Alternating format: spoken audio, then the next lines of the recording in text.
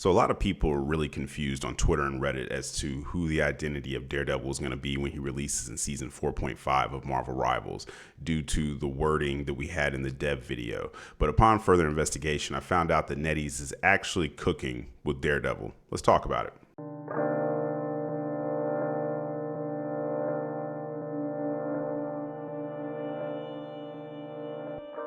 YouTube, what's going on, man? It's Father Dark. I'm up bright and early. Welcome back to the channel, everybody.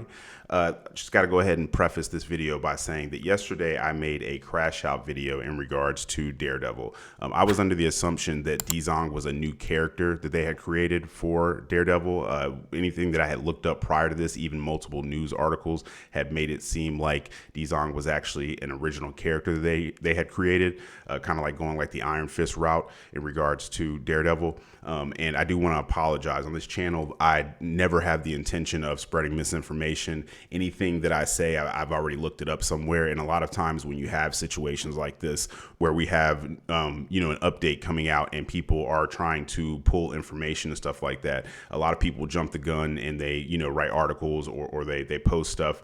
And, I go off of the information that I have at the time. But I do want to say that I appreciate the people in the comments that took the time to correct me. And I already took that video down. And with this video, not only do I want to apologize for that mistake and let you all know that, even though I'm a human and I make mistakes, I try as hard as I can not to, but it inevitably happens though. And, being someone that prides himself on, being a leader, I try to lead by example. And one of the main examples that I try to, set for people is that whenever you do make a mistake, there's nothing wrong with admitting that you made a mistake. Like I said, we are all human beings. Anybody that tries to sit back and tell you that they're perfect and they don't make mistakes, feel free to call them a liar, because that's exactly what they are. And like I said, it's not so much the mistakes that you make, it's how you handle them after the fact. And the way that I would like to handle this is to help people that were like myself, that weren't aware of what it was that NetEase is actually trying to accomplish with the character and the story and stuff like that. So now that we've got that out of the way, I want to start off with reading one of the pages from the stories in Marvel Rivals. It's Nowhere Left to Run. I believe it's the last page in the story for this season. So I'm gonna go ahead and start off. I'm gonna put it on the screen for the people that do like to watch, but I know a lot of people like to just listen, so bear with me. I'm gonna go ahead and just read this for the people that haven't read it or aren't aware of it. So it's Nowhere Left to Run.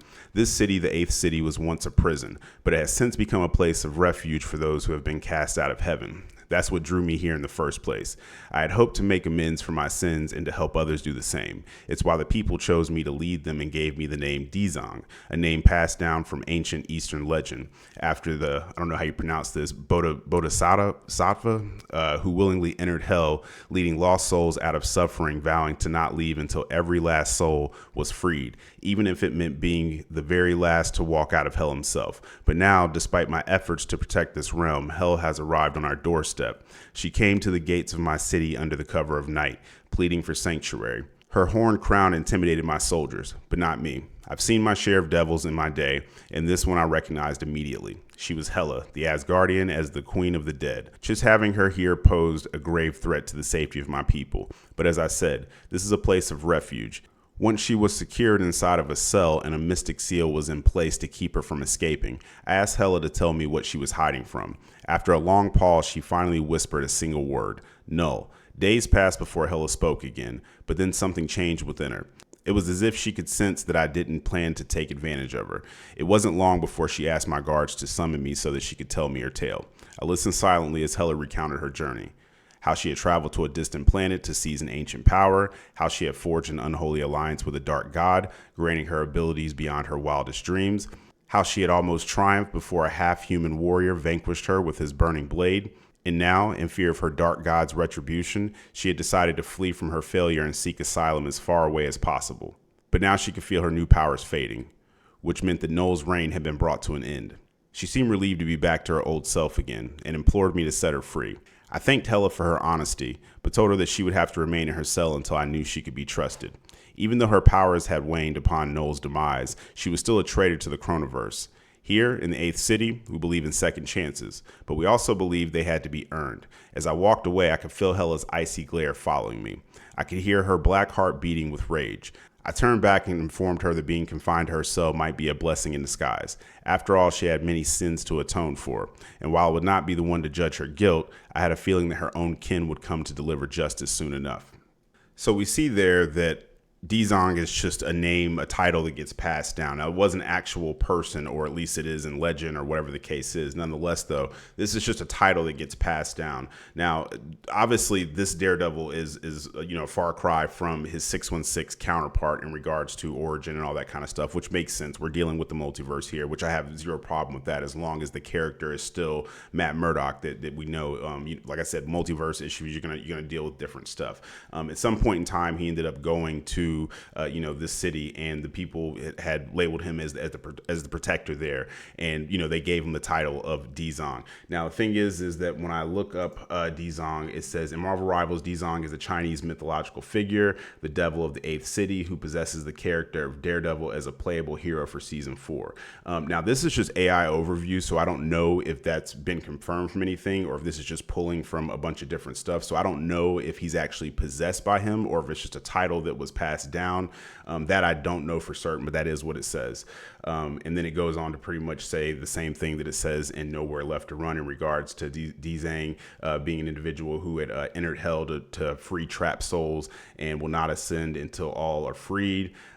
So yeah, this new version of Daredevil is therefore a powerful being associated with the underworld, confronting Angela, a character associated with heaven in the game's new season. So we have that. And like I said, that was where the confusion was coming in at, because in the video, the dev video, when they said Dizong, I assumed they meant that like that was the character's actual name, and this was an actual character, not that this was like, a moniker that he was given or something like that. So now to explain why I don't have an issue with this anymore in regards to not just the fact that it probably is Matt Murdock, because this was confirmed by someone. Give me one moment here to look. So it was confirmed by Danny Koo, I believe is how you pronounce his last name. He's the executive producer at Marvel Games. He has a hashtag for Luna Snow, and it also says Marvel Rivals, and he has ArtStation next to that. So I don't know if he just works for Marvel Rivals in some capacity, or if the ArtStation thing is associated and he does some type of art for Marvel Rivals. If you all know, feel free to let me know in the comments so we can give him his proper respect and title. Nonetheless, though, in regards to saying that they're cooking with Daredevil and his storyline, this is reminiscent of Shadowland, which was a 2010 Marvel comic crossover where Daredevil was manipulated into becoming the leader of the ninja clan, the Hand, and he actually got possessed by a demon, and it's very similar to what they're doing with this storyline, which I didn't really put 2 and 2 together at first, because like I said, I just assumed that they were like creating their own original character based off of them saying that, and at no point in time hearing in the dev video them saying that it was Matt Murdock. Like I said, the only time that this has been confirmed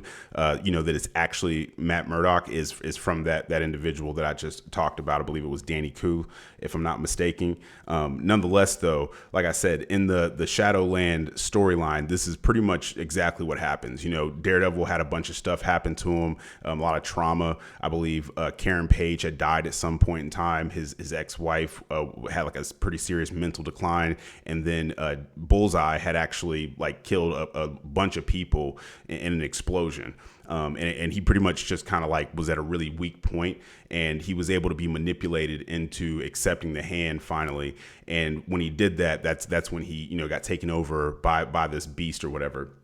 And when that happened, he pretty much turned into like an evil version of himself. And a lot of people in the Marvel universe, like, Punisher, Luke Cage, Iron Fist, different people and stuff like that. I think even Spider-Man, kind of tagged in and was just kind of like, bro, you're tweaking, man. You got the all black suit on and stuff, man. Like usually when people don an all black outfit and that's not their primary go-to, that's never really a good sign. And it pretty much took all of them teaming up to get Daredevil to be able to be freed from this demon that he, had inhabited. And it took them doing like an exorcism, and with that happening, people thought that he was dead, and he might have actually been dead. I can't remember exactly which one happened, if they just thought he was dead or if he actually was. But if he was dead, I'm pretty sure he got resurrected, and if he was resurrected, it would have been by Elektra. So like I said, I would have to go back through. It's been a while since I read through that, and I actually didn't finish the whole thing. I actually had to watch Comic Storian explain it. Actually, it wasn't Comic Story. I'm sorry. Rob Core always Comics Explain. There we go. That's my guy. Shout out to Comics Explain. He's the go-to guy if you you can't necessarily get every issue of something right away and you just kind of want to have the story summed up for you. So like I said, though, in my opinion, they are doing a pretty good job with Daredevil. I do think it's interesting. I get where like the multiverse aspect comes in because it does allow them to make these really interesting stories and stuff like that. And a lot of this stuff is tying back in with Doctor Doom, like what he's been plotting on the whole entire time. You have like the immortal dragon, I believe it's pronounced Shao-Lao or Shu-Lao or however it's pronounced. But nonetheless, though, Doctor Doom's been plotting on that for a while. He's basically trying to get him freed because he's resting in eternal slumber right now, frozen in time, all that kind of jazz. And he's basically trying to get him to use him for whatever it is that he's trying to use him for. But it's Doctor Doom. He's not trying to get him for anything good, right?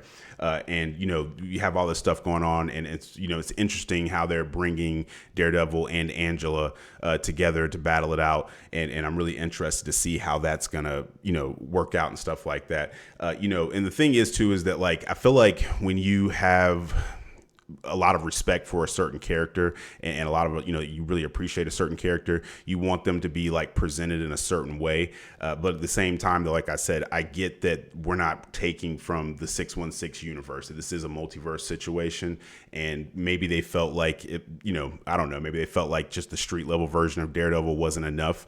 And the thing is that people have been going back and forth, and they've been saying, oh well, he should be a support player, he should be a vanguard, because we've already got a season where we had 2 DPS, whatever the case is, and there's more than enough DPS in the game. And a big argument that people were making is that Daredevil could be a vanguard because he constantly takes a beating. But in regards to the other tanks that we have, it like kind of makes sense that those are tanks, right? Like Captain America, Thor, Hulk, and stuff like that.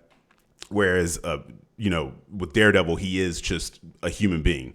So with him, having this different storyline and character arc and stuff like that in the game now, maybe it could make sense that he could be a vanguard. Maybe that's the reason why they chose to do this instead of just giving him something closer to his, like I said, his 616 origins and stuff like that. But I am curious to know what you all think, about this, the direction and stuff like that. Like I said, I know there was a lot of people that were very confused about the whole Dizong thing, like myself, but then there were a lot of people that weren't and had already seen where this Danny Koo guy had confirmed that it was Matt Murdock, and had already put the whole Shadowland kind of like 2 and 2 together, like knowing that information. Whereas with myself and a lot of other people, like I said, that was very confusing because it's kind of rare that in this game that they go so far away from kind of like the origins of the characters. I mean, obviously you have the multiverse situation, so you do have like some exceptions with certain characters, but for the most part, most of these characters are pretty much like true to their origins and stuff like that in this regard. And with this one, they really kind of stepped out, and I get to why they didn't just kind of like come out and say that initially, simply because it kind of plays into the mystery of like, oh, well, you kind of have to wait until he gets released to find out. But like I said, I do apologize for the video that I made the other day and crashing out on the devs and just that whole entire situation. I have to give respect where it's due, and I do think that they are doing the game justice in regards to like the different characters and stuff. I know there's always that person in the comments that goes, what about the matchmaking? We have plenty of videos about the matchmaking. I've crashed out about matchmaking so many times and talked about it. But the thing is that just because an individual does one thing that you might look at and say, well, you need to work on this, or this is wrong, or whatever, I do believe that you should give respect where it is due. And I do think that it's due here. So like I said, I am curious to know what you all think in the comments, what your perceptions are. Is there anything that I left out that's really important or that you think is interesting that should be added to it or anything like that? That's why you guys are there. Like I tell you all the time, I'm one person. I only know what I know. I've been reading comics since I was old enough to read, but it's just there's too many. It's impossible to read everything and to know every single thing. Even with the ridiculous collection that I have, you could fill up my whole entire house up with comic books, and we still wouldn't even be probably halfway. So anybody that tries to sit back and tell you like, oh yeah, I just know everything, brother, that's cap. You don't. There's too many. It's just too many storylines, too many things that have happened. You might have a good idea of a lot of stuff, but there's a lot of stuff that you don't know. And like I said, it's up to us to work together as a community to share information and stuff, and definitely hold me accountable in the future if I I make a video and I say that something is a particular way or something, and it's actually not, because you're aware of information that I wasn't aware of at the time. That's what you all are there for, and I do appreciate you all for that. But that's all I have for this video, though. I just wanted to wrap that up and kind of explain for the people, like I said, myself, who were confused in regards to what's going on with this situation. But yeah, like I said, I'm going to wrap it up, though. I do appreciate you all for listening. I'm Father Dark, and I'll catch you on the next one.